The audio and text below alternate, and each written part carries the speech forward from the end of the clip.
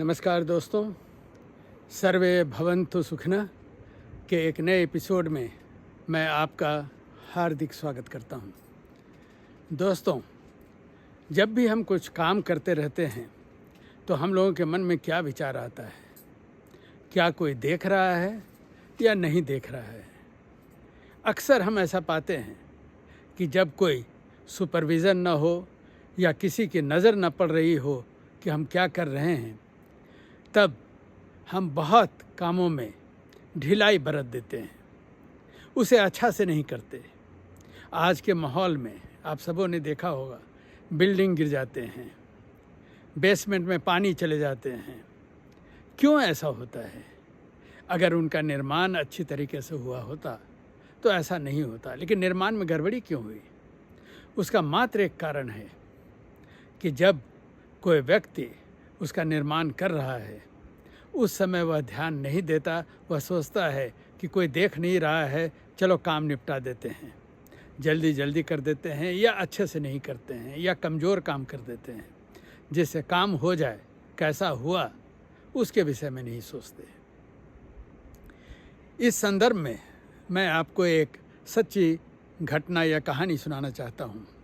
Steve jobs का नाम हम सबों ने सुना है, जिन्होंने एप्पल फ़ोन की शुरुआत की। जब वो छोटे थे तो एक बार उनके पिताजी ने कहा, हम लोगों के घर के अहाते का जो फेंसिंग है, क्या तुम उसे पेंट कर दोगे? स्टीव जॉब्स ने कहा, क्यों नहीं, अभी करता हूँ। और बहुत मेहनत से उसने अच्छी तरह से उसकी पेंटिंग कर दी और अपने पिता से जाकर कहा कि हमने पेंटिंग कर दी है। पिताजी बाहर आए, उन्होंने देखा, बेहद खुश हुए। बहुत अच्छा काम किया तुमने, पेंटिंग बिल्कुल सही है। लेकिन उन्होंने कहा कि तुमने पेंटिंग तो सिर्फ बाहर से की है, अंदर का क्या? तब स्टीव जॉब्स ने कहा, nobody will see, nobody will notice. अंदर से पेंट करने की आवश्यकता ही क्या है?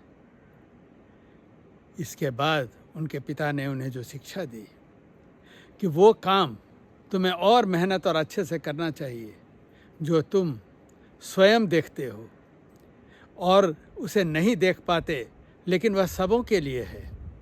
मैं देखता हूँ, तुम देखते हो। तुम्हें जो नज़र नहीं आ रहा है या जो नज़र से छुपा है, उसमें कोई भी कमजोरी नहीं बरतनी चाहिए। और जब स्टीव जॉब्स ने अपनी कंपनी शुरू की, एप्पल फ़ोन की, तब इसी फिलॉसफी के अंदर उन्होंने कहा कि फ़ोन के अंदर या उनके लैपटॉप के अंदर जो भी चीज़ें हैं वो सबसे बेहतरीन होनी चाहिए। ऐसा नहीं होना चाहिए कि किसी की नज़र उन पर नहीं पड़ेगी, बाहर से खूबसूरत हो और अंदर से काफ़ी कमियां हों, ऐसा नहीं होना चाहिए। नतीजा यह है कि उनके जो भी प्रोडक्ट्स हैं आज दुनिया के सबसे डिपेंडेबल प्रोडक्ट्स में माने जाते हैं।